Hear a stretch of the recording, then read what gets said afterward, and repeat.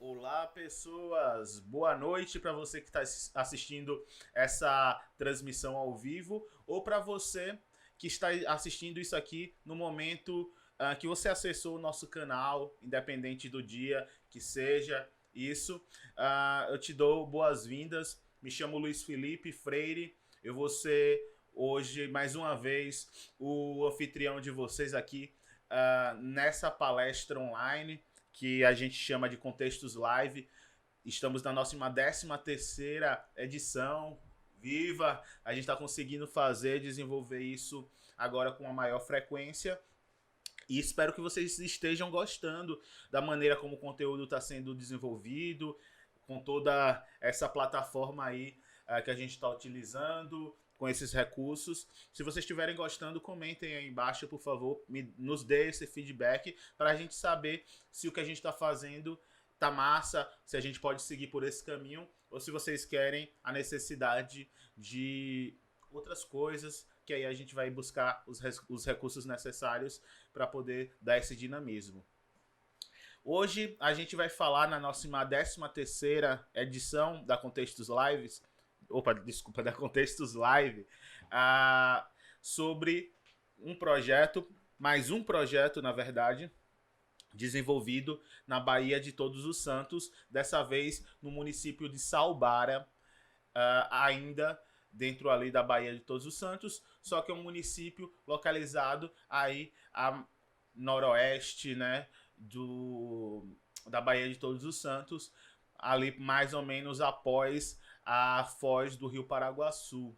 Então, é mais um projeto de arqueologia subaquática desenvolvido na Baía de Todos os Santos pela Contextos Arqueologia, mais uma vez em parceria com o Instituto Habilis, empresa parceira nossa lá em Salvador, que colaborou com esses projetos na questão da gestão. Então, é um projeto aí que a gente vai apresentar hoje para vocês um pouco de como ele foi feito, né? Acho metodologicamente, tirar algumas dúvidas. Como o projeto passado do Loreto, na última apresentação da Contextos Live, vocês podem acessar olhando aí a nossa playlist no canal do YouTube. Vão ter todas as edições da Contextos Live. E na última edição, o Loreto vai ser um caso muito parecido. A gente não teve um resultado positivo no sentido de identificar sítios arqueológicos, identificar potencial de sítios arqueológicos. Mas, em compensação, acho que é importante a gente usar essa pesquisa como um exemplo de pesquisa desenvolvida dentro dessa realidade que é a Baía de Todos os Santos, com suas características e com a sua consequentemente com as necessidades de adaptabilidade também metodológica que a arqueologia acaba tendo constantemente, né? Que cada local onde a gente vai pesquisar gera a necessidade de a gente adaptar a nossa metodologia, adaptar nossos métodos e técnicas. Então, vai ser mais ou menos isso que a gente vai tratar aqui hoje. Espero que vocês gostem. Eu queria, no primeiro lugar, pedir desculpas já, que eu tô meio rouco, então tô forçando um pouco a voz, mas isso é por um bom motivo. A gente está desenvolvendo outros produtos também para divulgação do conhecimento, e um deles, o que a gente está começando já a elaborar e pensar e desenvolver, é um podcast. Então, se vocês estiverem acharem interessante, já bota aí embaixo que vocês estão a fim de escutar esse podcast. Então a gente já está começando a elaborar o episódio piloto, tá ficando bem legal. Então, em breve, novidades, mais conteúdos para vocês. Beleza? Então vamos dar andamento à nossa apresentação. Tranquilo? Vamos lá. Só vou ficar aqui novamente, olhando aqui na câmera, olhando aqui na tela, porque eu estou fazendo aqui tudo sozinho. Então, o que gera necessidade de eu estar monitorando a apresentação, transmissão, já que eu uso de uma outra plataforma, um outro programa. Então, também, novamente, reforço. Se vocês tiverem afim que eu explique como é que funciona a logística de fazer, apesar que eu já fiz esse vídeo há alguns anos atrás, em 2017, nas lives que rolaram com o projeto do Casco de Mocanguê. Vai ter uma playlist aí também no canal do YouTube. Se vocês acessarem, vocês vão encontrar. Não me lembro qual é a edição. Mas eu expliquei mais ou menos a plataforma que eu utilizo de transmissão, como é que é feito, só que as coisas já mudaram um pouco, a gente melhorou a qualidade e vem tentando cada vez mais aprender e melhorar para vocês, principalmente, né? Porque tudo isso só tem significado porque a gente quer passar essas mensagens, quer compartilhar, na verdade, essas informações com vocês. Então a gente tenta fazer isso da melhor maneira possível, da forma mais dinâmica possível também. Então é isso. Vamos lá, dando andamento à nossa apresentação. Primeiro, a gente tem que falar um pouco sobre, né, Salbara. Falar aqui com vocês sobre Salbara. Salbara, como eu falei, está localizada ali mais ou menos a noroeste, né, da Baía de Todos os Santos. E é um município relativamente pequeno, né? Como vocês vão poder ver nas imagens de satélites que eu vou mostrar em breve aqui para vocês. É um município pequeno, mas em compensação, ele está dentro dessa realidade aí da Baía de Todos os Santos, que tem uma riqueza cultural, patrimonial muito grande. Então, se vocês já viram outras apresentações, dá contextos aqui, ou vídeos e coisas do tipo, sigam nossas redes sociais, que vocês vão ter acesso a tudo isso. Vocês podem já ter visto que uma série de pesquisas arqueológicas vem sendo desenvolvidas dentro da Baía de Todos os Santos. Hoje a gente vem atuando basicamente com essas que estão envolvendo a questão da arqueologia de ambientes aquáticos e isso vem demonstrando um contexto de pesquisa muito interessante. Então a gente já falou aqui muito de sítios depositários, que é uma coisa que bem recorrente com as pesquisas que a gente desenvolve na região, acaba encontrando esses sítios arqueológicos, mas também a gente está falando de sítios de naufrágio, que existem na Baía de Todos os Santos, já conhecidos e outros ainda a serem descobertos. A gente tem toda uma realidade de antigos engenhos, muito claro aí, é uma realidade gigantesca. Por exemplo, eu vou mostrar aqui para vocês. Vocês estão vendo aqui Vocês estão vendo aqui na apresentação que está localizado ali onde é o empreendimento, que vai ser mais um empreendimento náutico, que é uma marina, que vai ser a Marina Salbara Sueste. E nessa marina, se vocês olharem mais abaixo, você vê que tem um grande rio, né? Esse é o Rio Paraguaçu. O Rio Paraguaçu, ele é um lugar onde abriga ainda uma quantidade gigantesca de patrimônios a serem estudados, pesquisados. Se vocês forem fazer um passeio, vocês vão se deparar aí com fortificações, vão se deparar com aquedutos, antigos engenhos, antigos conventos e igrejas. Tem um convento de São Francisco aí mesmo, que é um negócio assim gigantesco, parece uma fortaleza. Então, são muitos os patrimônios ainda existentes dentro da Baía de Todos os Santos. Desculpa. E dentro dessa realidade do recôncavo baiano, que ainda necessita de pesquisa arqueológica. E a pesquisa arqueológica que é desenvolvida dessa maneira que a gente está apresentando aqui para vocês é justamente o que vem propiciando a gente conhecer um pouco mais, que é a arqueologia desenvolvida no licenciamento ambiental. A arqueologia desenvolvida para atender uma questão legal, uma questão normativa, né, técnica. Então, é isso aí. Mais uma vez, eu vou explicar um pouquinho para vocês como é que funciona essa questão, né? Vocês vão poder ver aqui ao lado um pouco da localização do empreendimento. Passei aqui um pouco com vocês. Aqui a gente tem Ilha dos Frades, onde a gente já desenvolveu pesquisa, né? Então a gente vem aqui a oeste, noroeste, Salbara. Então Salbara é essa região. A região do empreendimento, como vocês podem ver, é uma área mais rural, né, periférica da cidade. A gente tem um núcleo de povoamento aqui de Salbara, vocês conseguem ver. e o empreendimento ele está aqui ao lado. Justamente uma área onde não tem comunidades próximas, e é uma área que vocês conseguem ver que é um grande latifúndio, né? Uma grande fazenda, em parte, uma grande propriedade. Você não vê, que vocês conseguem observar que não tem muitas divisões, né? É uma grande propriedade. Então, essa é a área do empreendimento. E as áreas de influência dele, né? Então, novamente, explicar. Toda vez que o empreendimento ele tem a necessidade de ser realizado, dependendo do tipo de impacto que ele vai causar ao meio ambiente, é necessário a realização de estudos ambientais. Esses estudos ambientais eles estão pautados em uma resolução publicada em 86, que é a resolução CONAMA 01. Essa resolução ela institui o uso de uma ferramenta chamada licenciamento ambiental. Desculpa.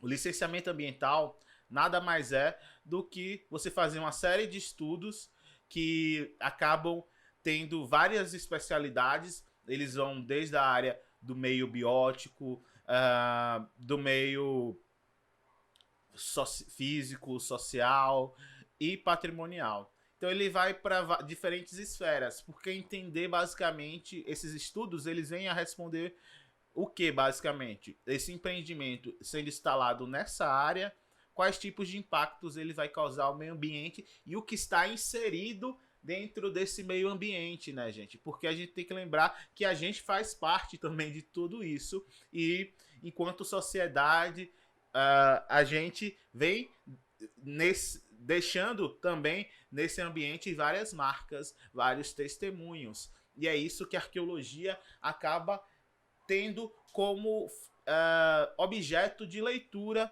para criar suas narrativas, para criar suas interpretações, beleza? Então, explicando aqui para vocês, aqui em verde a gente tem a área de influência indireta, ou seja, é aquela área em que o empreendimento não vai afetar diretamente, ou seja, ele não vai impactar, não vai remover sedimento, não vai fazer nada que envolva a instalação do empreendimento, que vai causar o pacto com essa instalação, mas de forma indireta pode impactar, como por exemplo, se você está trabalhando com a região rural, se a gente vai fazer um empreendimento que vai trazer muita gente para usufruir dessa estrutura, desse espaço, isso vai trazer mais gente, levando a um turismo, levando a uma maior acessibilidade de pessoas, e com essa acessibilidade, isso pode causar um impacto. Então tudo isso tem que ser previsto nos estudos ambientais, e quando a gente define essas áreas de influência. Aqui em amarelo, vocês vão conseguir observar o que a gente chama de área de influência direta, ou seja, é onde o empreendimento vai afetar de alguma maneira com a circulação de maquinários e coisas do tipo. Ou seja, para implantar um empreendimento, vai gerar uma movimentação nessa área que vai causar impactos diretos ao meio ambiente, né, ou ao patrimônio. E aqui, em vermelho, vou só dar... Conseguem... Não tá dando para ver direito. Deixa eu dar o zoom aqui. E aqui em vermelho, a gente tem a ADA, que é a área diretamente afetada. É onde o empreendimento, de fato, vai ser implantado. E como vocês podem ver, esse é o nosso empreendimento da Futura Marina, que ela pega uma porção subaquática e uma porção terrestre do empreendimento. Deixa eu só abaixar aqui. Pronto, melhorou. Então, é isso. Ajeitar mais um pouquinho aqui. Pronto. Então, essas, quer dizer, são as áreas de influência do empreendimento, né? Então, vamos lá falar um pouco sobre o que foi a pesquisa realizada nessa região, que envolveu tanto uma parte submersa como também uma parte terrestre, né? Então a gente teve que usar de uma metodologia mista entre ambientes, entre realidades ambientais diferentes, né? O empreendimento, né, da Marina Salbara Sueste, localizado aí no oeste da Baía de Todos os Santos, a gente consegue perceber que é uma área de baixa profundidade. Não sei se vocês olham aí na carta náutica e vem essa parte azul.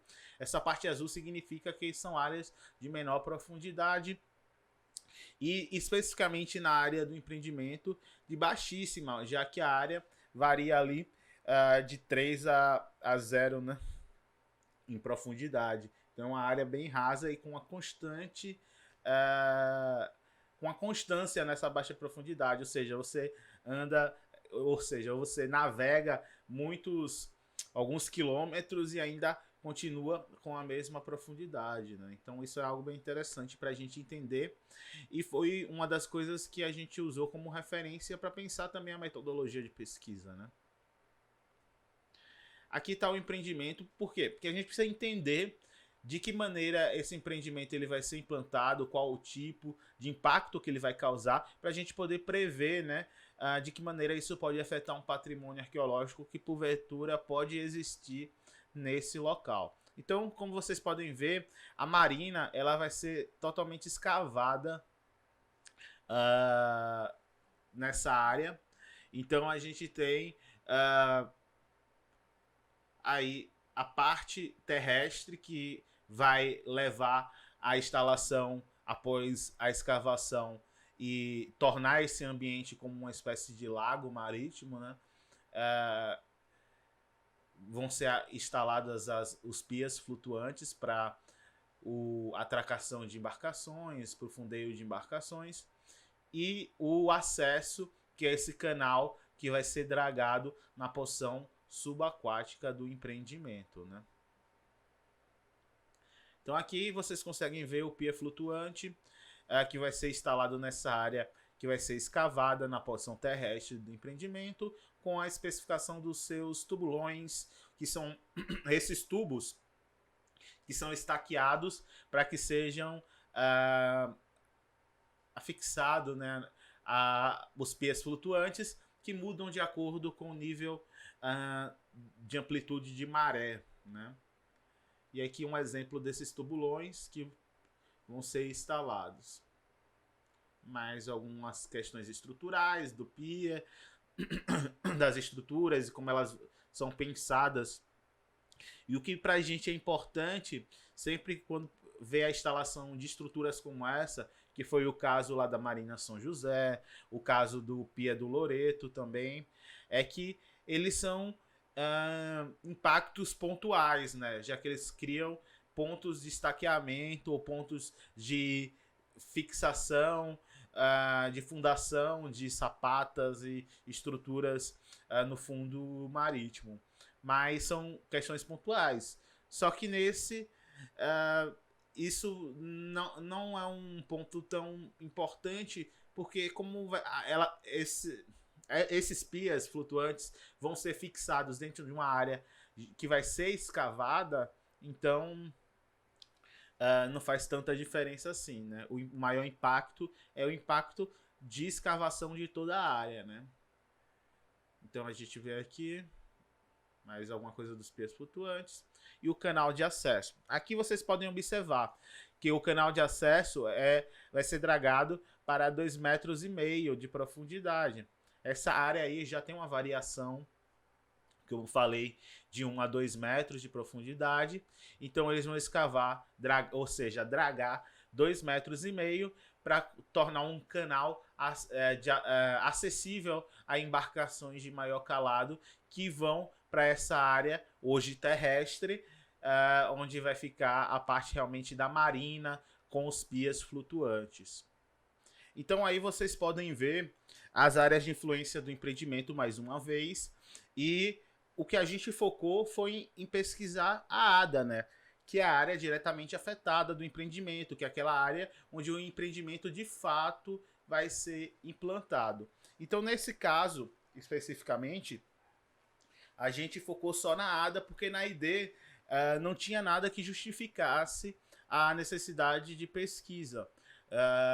E isso é algo que a gente segue muito pautado com as normativas técnicas do IFAM. No caso, a Instrução Normativa 01 de 2015. Só um gole d'água, né? Então, então foi assim que a gente trabalhou, focando na ADA. Porque se eu quisesse fazer qualquer tipo de intervenção na AID, que é essa área de influência direta, segundo a normativa, eu tenho que ter uma justificativa bem fundamentada. E não foi o caso aqui. Não teve nada que apontou a necessidade de que a gente fizesse qualquer coisa fora do perímetro da área diretamente afetada pela Marina Salbara Sueste, né? Então, a melhor estratégia que a gente pensou em pesquisar foi seguir o que a gente já segue como uma prática constante aí nas pesquisas da Baía de Todos os Santos. Para a porção subaquática do empreendimento, focamos em realizar um levantamento geofísico usando sonar de varredura lateral e perfilador sísmico de subfundo para justamente entender o que pode estar na superfície do leito marinho, como também na subsuperfície desse leito, ou seja, enterrado. Então, essa foi mais ou menos a estratégia que utilizamos. Então, aí nessas imagens você consegue ver a embarcação e os equipamentos utilizados, né? E aqui vocês vão conseguir observar um pouco do que a gente fez nesse levantamento. Aí estão as linhas de navegação que foram planejadas tanto para o levantamento com um sonar de varredura lateral, né? Que é essa primeira imagem, que é a primeira imagem aqui ao lado, com as linhas todas azuis, e ao lado as linhas feitas com o sub-bottom profile, né? Que é o perfilador sísmico de subfundo. E aqui a gente tem um pouco dos resultados. Esse aqui já é um mosaico desenvolvido com as imagens captadas pelo sonar de varredura lateral, que nos dão essa imagem do fundo. O interessante desses dados não são nem só nos ajudar a entender se tem ou não qualquer coisa anômala e que possa ser um patrimônio arqueológico, algo de natureza humana, né, que está submerso. Mas também nos ajuda a compreender um pouco sobre a realidade ambiental que a gente está se metendo de fato, né, mergulhando. Então a gente consegue entender um pouco do fundo, né? Por exemplo, aqui nessas imagens vocês conseguem observar onde é que tem afloramento rochoso, ou seja, a continuidade dessa grande coroa que a gente vê aí na primeira imagem. Vocês conseguem ver na imagem do sonar de varredura lateral como dá para ver as reentrâncias da rocha. Então, o que nos ajuda a apontar, né, que o levantamento, que as imagens foram bem captadas, porque se elas captam essa realidade geológica marinha, então também poderia ter captado bem algo de origem arqueológica se aí estivesse, né? E a mesma coisa, os ripples aí, né, uma realidade também oceanográfica que consegue ser bem apontada pelas imagens de sonar de varredura lateral, o que nos mostra que o material foi bem captado, né? Então, o que são esses ripples, né? Que são, na verdade, essa dinâmica de ondas que acaba formando no fundo e criando essas ondinhas no sedimento de fundo. Então, eu acho que vocês conseguem observar. Então, aqui a gente consegue ver os ripples, blocos de rocha, tá vendo?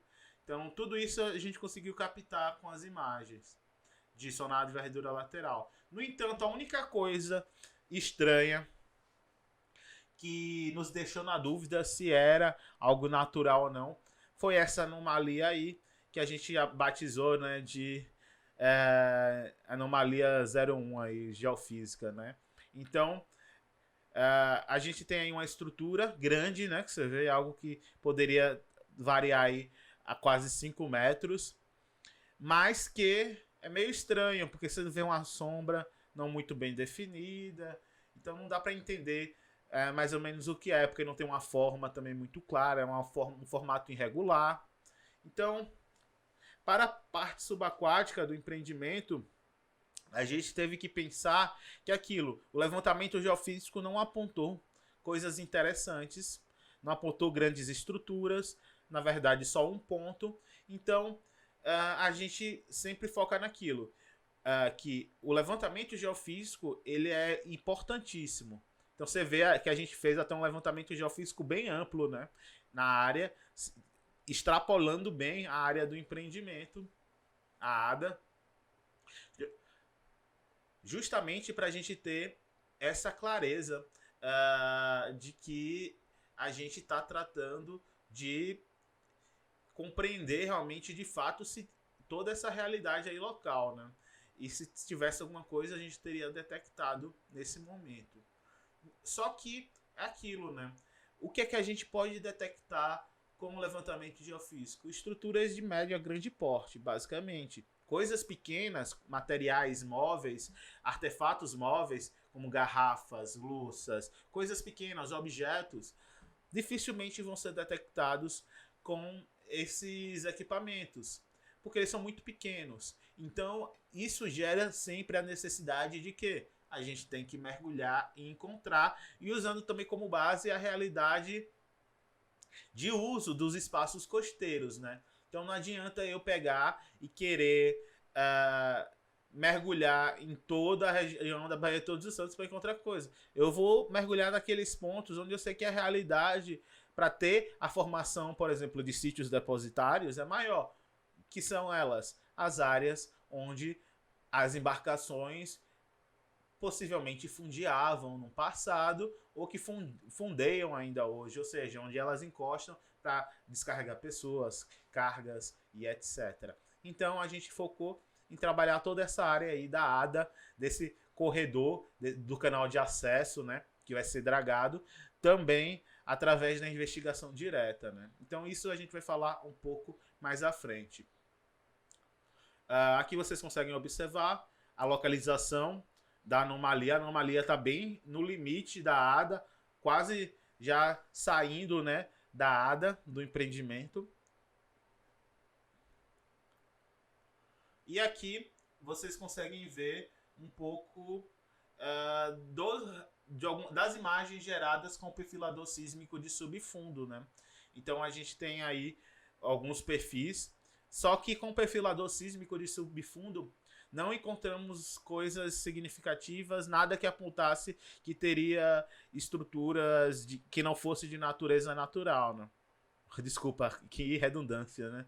Que não fossem de origem natural, né? Não tem nada de origem humana que a gente conseguiu detectar, como por exemplo embarcações naufragadas, enterradas e coisas do tipo. Então vamos à pesquisa de fato da porção subaquática do empreendimento, né? Então aqui vocês vão conseguir ver nessa planilha, essa foi a nossa planilha de mergulhos. Então a gente consegue ver os mergulhos realizados, as linhas que foram feitas e pontos de verificação, horários e as condições, e o interessante aí é a questão das profundidades, né? Você vê que a gente teve pontos, a maior profundidade atingida foi 4 metros, 4,1 metros, e a menor profundidade foi 2 metros aí, no caso, maior profundidade naquele mergulho, mas a menor dos mergulhos, né? No sentido, não sei se vocês conseguiram compreender, mas enfim, a profundidade é baixa dessa região, então as cotas máximas atingidas foram essas. E uma coisa que vocês conseguem observar é a questão da visibilidade, né?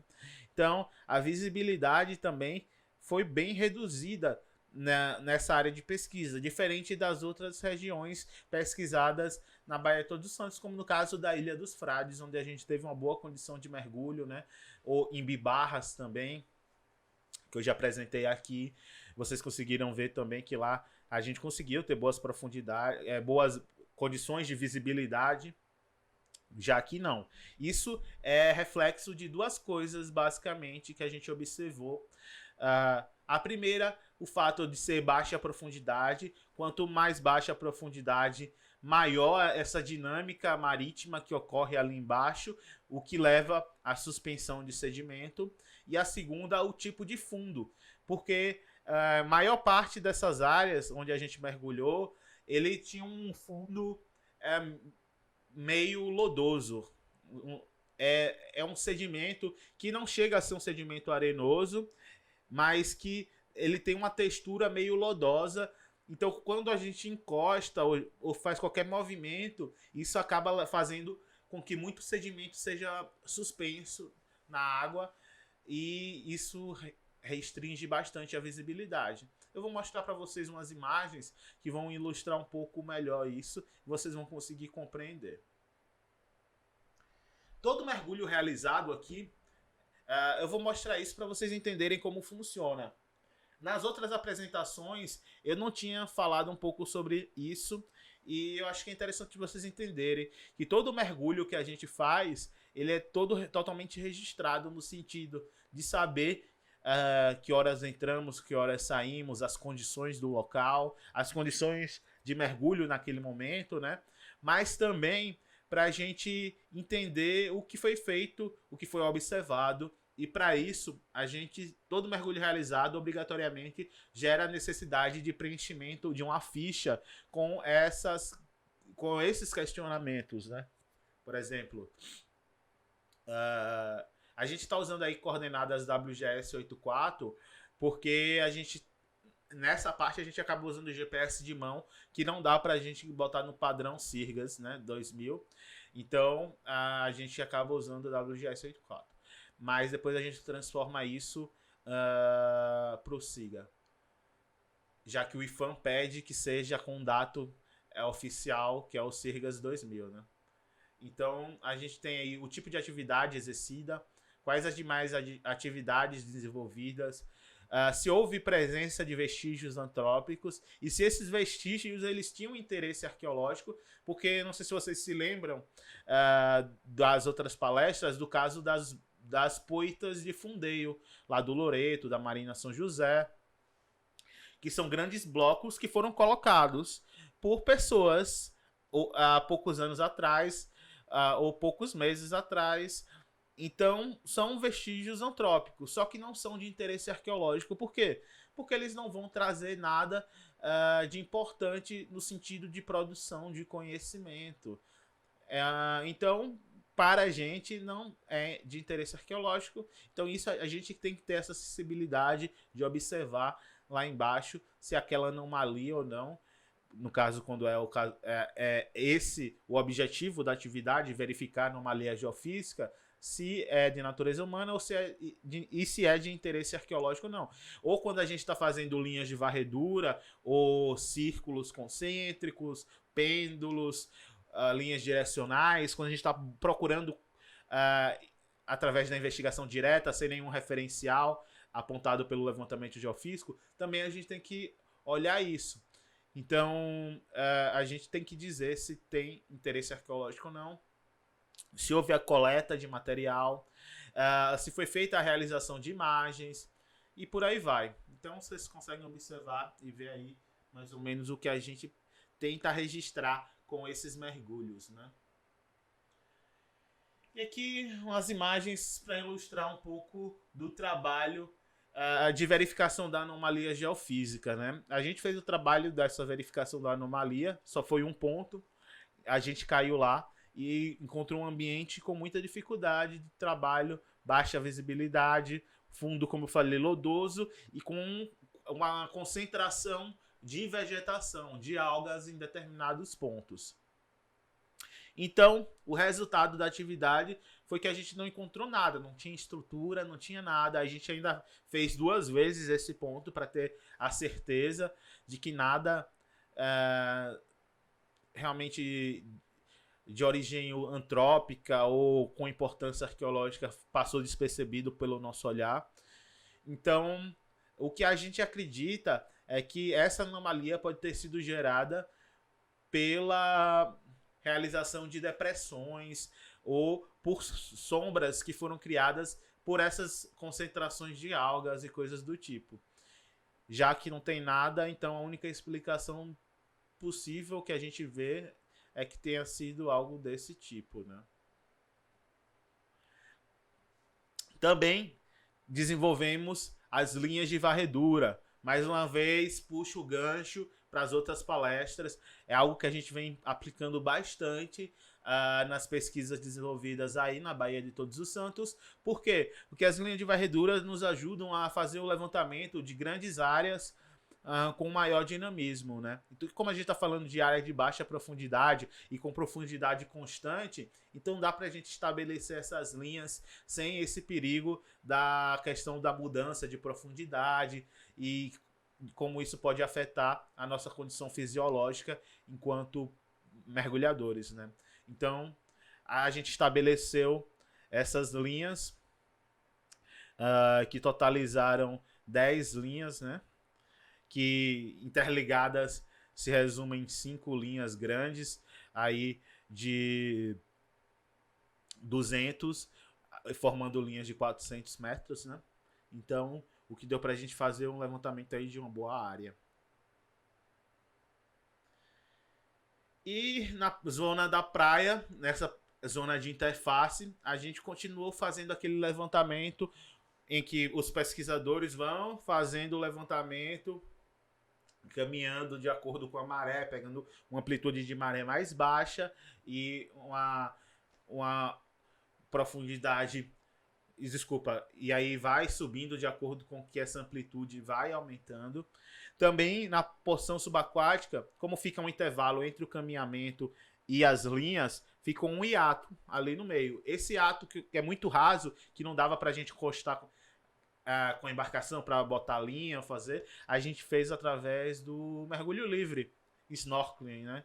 Botei a máscara, snorkel e fui verificando também dessa maneira. Mas basicamente, nessa zona intertidal ou entre marés, a gente fez o registro, né? Usando o GPS para registrar o trajeto, para a gente ver as áreas cobertas e não encontramos nada.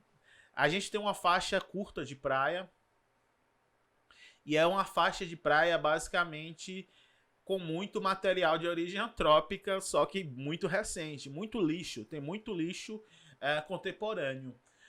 Acredito que por conta da dinâmica marítima da Baía de Todos os Santos, de alguma maneira as correntes marítimas acabam levando muito lixo para essa região. Então a gente vê uma grande quantidade de material acumulado, principalmente tem uma parte de cercado, vocês vão conseguir ver no vídeo que eu vou mostrar a seguir, e a gente consegue ver muito a concentração de lixo nessas áreas. Então, mais nada de origem antrópica foi identificado. Para a parte terrestre, não sei se vocês conseguem perceber, aqui já dá para ter uma ideia. Para a parte terrestre, o que a gente foi fazer, basicamente, foi estabelecer uma malha de poços testes. Ou seja, a gente criou pontos a cada 30 metros que são planejados através do uso do SIG, né, do geoprocessamento, do Sistema de Informação Geográfica. Então a gente cria uma amostragem com esses intervalos, estabelece em cima da área do shape, e aí a gente vai com GPS, localiza esses pontos e abre esses pontos abre esses poços testes para ver se tem material arqueológico. Todo o controle é feito por meio do uso de escavação por níveis artificiais, no caso de 10 em 10 centímetros. Então, a gente cava 10 centímetros, peneira esse sedimento, vê se está saindo algum material, faz os registros sempre, e aí continua até chegar mais ou menos 1 metro, 1,5 metro. Geralmente essa foi a média que a gente chegou, 1 metro de profundidade. Já que a gente está falando de um sedimento arenoso, fácil de escavar, então o que tornou a coisa um pouco mais prática. Às vezes a gente vai fazer esse tipo de método e acaba não conseguindo chegar a 1 metro, dependendo do tipo de solo, né? Então, nesse caso, a gente conseguia chegar. E aqui está a malha de poços, né? Dessas sondagens ou poço-testes. Isso uma terminologia que varia muito, né? De pesquisador para pesquisador. Mas, enfim, são pontos que foram verificados a cada 30 metros. Como vocês conseguiram ver aqui, eles tinham geralmente esse diâmetro de 30 centímetros. E a gente fazia esse controle através dos níveis artificiais e do peneiramento do sedimento que a gente ia retirando, né? Então aqui os pontos. E todo trabalho era registrado através de uma ficha, que é essa ficha de sondagem, no qual a gente faz o controle,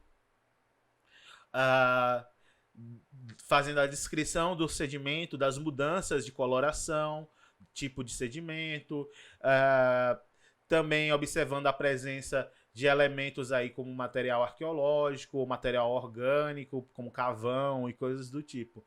Então tudo isso é registrado para que a gente possa ter uma ideia do contexto estratigráfico dessa área e, consequentemente, se tiver material arqueológico, compreender também esses contextos arqueológicos que poderiam existir, né? Então, mais ou menos essa é a ficha padrão que a gente utilizou durante essa etapa. Então, mostrar para vocês os vídeos para a gente poder ilustrar um pouco melhor o que foi feito. Então vamos por ordem, né? Aqui a gente tem a porção subaquática. Eu vou ficar olhando aqui um pouco o vídeo para poder narrando para vocês.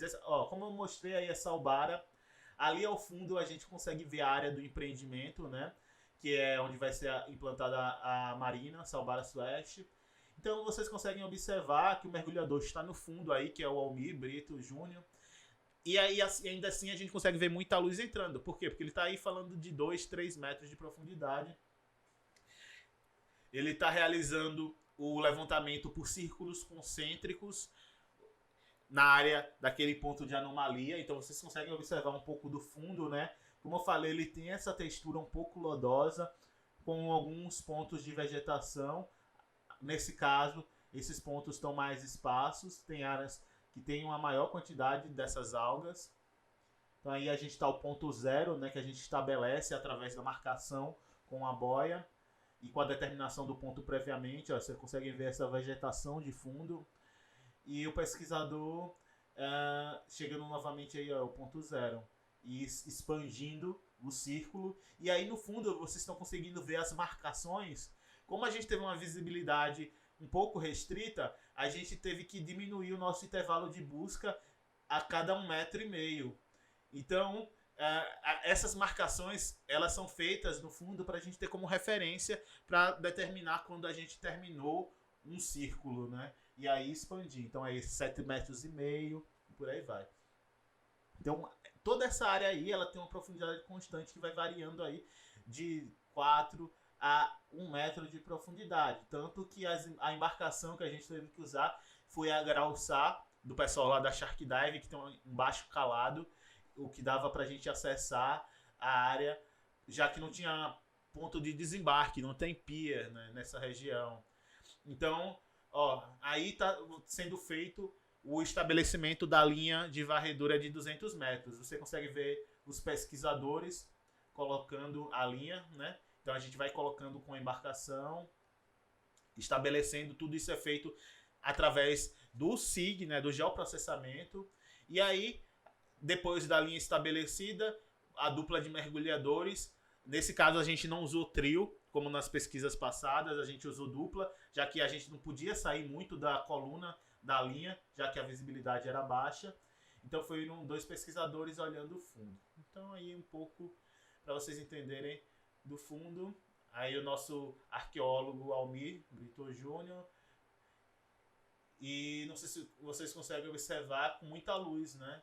E com a baixa, ainda assim com a baixa profundidade. Você vê que fica um pouco acinzentado, né? Um pouco embaçado por conta desse material suspenso.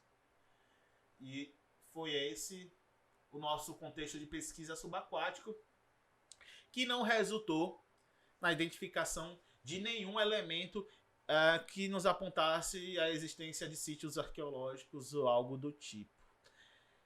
Então, essa foi a pesquisa da porção subaquática da... Desculpa, pra cá? Eu sempre confundo. Da região do futuro empreendimento da Marina Salbara Sueste. E para a porção terrestre, né, do empreendimento, como vocês conseguem observar, é uma área onde tem uma boa zona desmatada e já impactada, já que é uma fazenda, né? E você vê áreas com plantação de coqueiro, uma área com uma vegetação um pouco mais fechada. Mais fechada, mas que já tem estrada cortando, áreas desmatadas. Então aqui a gente consegue ver um pouco da praia. Como eu falei, é uma praia curta e com uma área de cercado. Justamente onde tem aquele cercado é onde tem uma maior quantidade de material agregado, no caso o lixo contemporâneo. Então a gente fazendo as sondagens de subsuperfície, não sei se vocês conseguem observar, a gente trabalhou em duplas, enquanto um vai registrando e peneirando o sedimento, o outro vai abrindo o poço teste, a sondagem, né?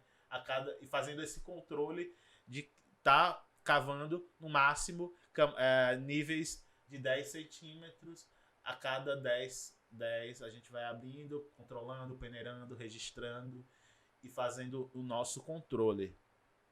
Porque essa é a diferença da arqueologia para a não arqueologia. Que tudo que a gente faz tem um porquê, tem um como e tem uma forma de ser aplicada. Então, a gente tenta adaptar sempre a nossa realidade, sempre usando critérios, né, científicos. Então, foi o que a gente se propôs a fazer nessa região, apesar de não ter encontrado nada. Então, até agora, essa é uma das... vem sendo a única pesquisa realizada na Baía de Todos os Santos, que a gente não encontrou nenhum traço, nenhum elemento que apontasse, por exemplo, sítios depositários ou qualquer outro reflexo de ocupação humana no passado. Então, mas também a gente está falando de uma área pequena, né? A gente não está falando de uma grande área. Então, o nosso resultado, basicamente, foi de que... Vou botar aqui. O que a gente consegue observar é que na ADA, que vai ter um tipo de impacto negativo, direto, imediato e permanente, irreversível, não encontramos nada de origem arqueológica, ou seja, não identificamos potencial arqueológico nessa área especificamente. Na A e D, da parte subaquática, a gente conseguiu fazer um bom levantamento geofísico, né? Vocês conseguiram observar através daquele mosaico criado, mas mesmo assim a gente não viu nenhum ponto ali relevante que nos apontasse para a possibilidade de sítios arqueológicos na ID.